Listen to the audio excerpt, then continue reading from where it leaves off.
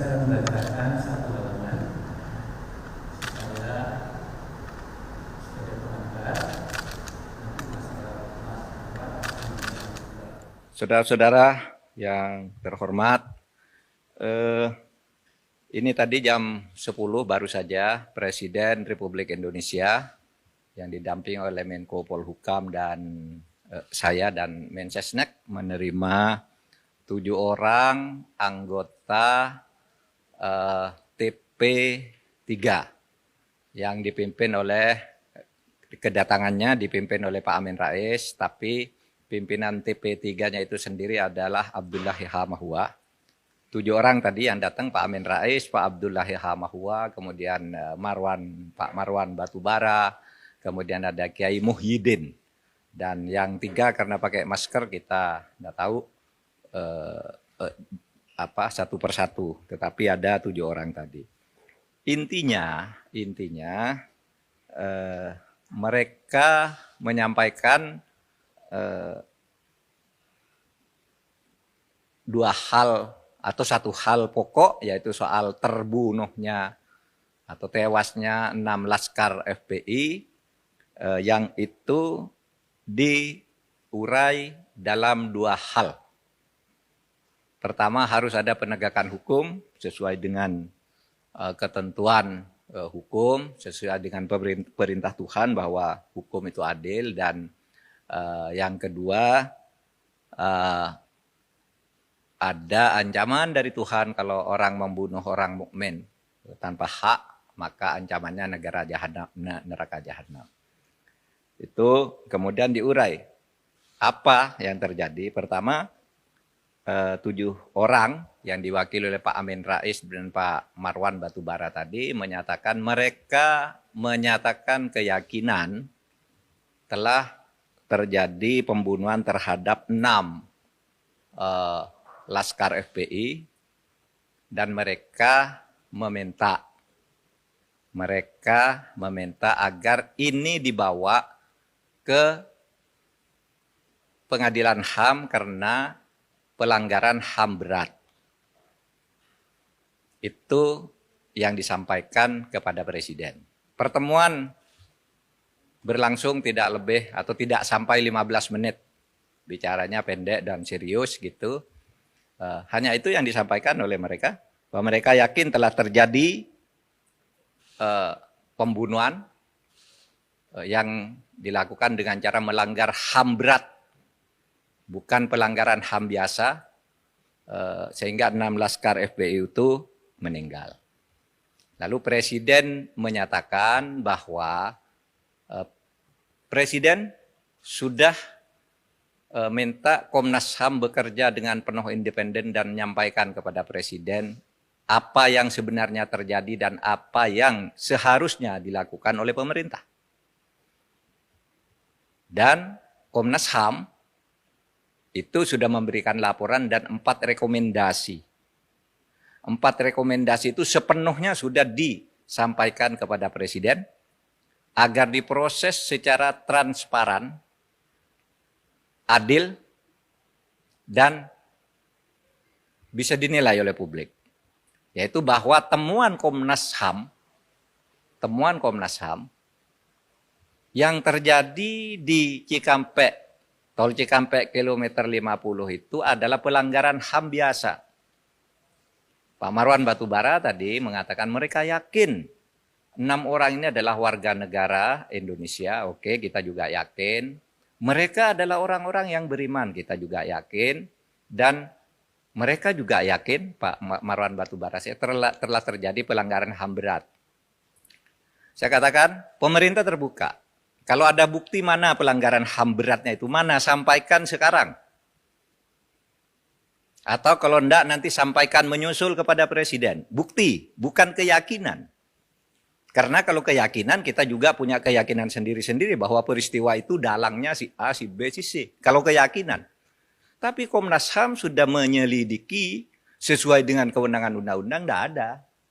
Apa? Pelanggaran HAM berat itu 3 syaratnya. 1, dilakukan secara terstruktur.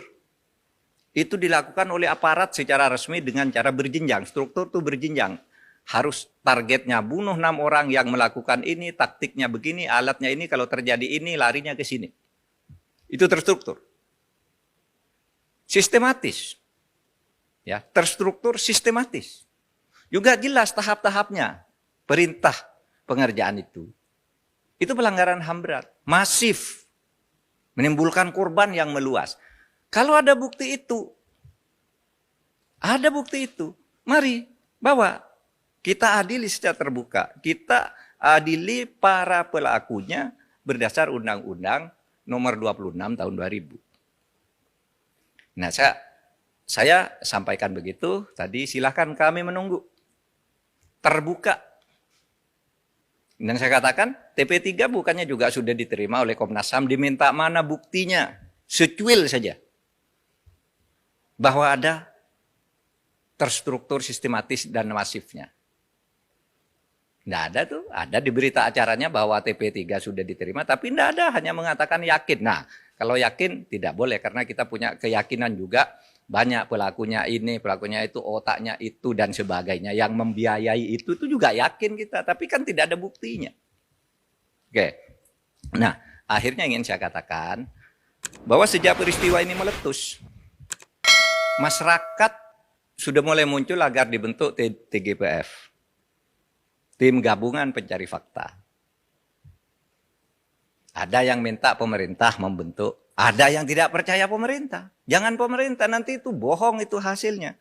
Maka waktu itu Presiden mengumumkan sesuai dengan kewenangan yang diberikan oleh undang-undang. Silakan Komnas HAM bekerja sebebas-bebasnya. Panggil siapa saja yang merasa punya pendapat dan punya bukti. Yang merasa punya keyakinan. Panggil, nanti sampaikan ke Presiden apa rekomendasinya. Presiden, pemerintah sama sekali tidak ikut campur. Tidak pernah minta agar Komnas HAM menyimpulkan ini, menyimpulkan itu, tidak. Kita hanya menyatakan kalau pemerintah yang membentuk lagi-lagi dituding dikooptasi. Timnya orangnya pemerintah, timnya diatur oleh orang istana, timnya orang dekatnya si A, si B. Nah, oleh sebab itu kita serahkan Komnas HAM. Komnas HAM silakan nyelidiki, mau membentuk TGPF juga atas nama di bawah bendera Komnas HAM silahkan.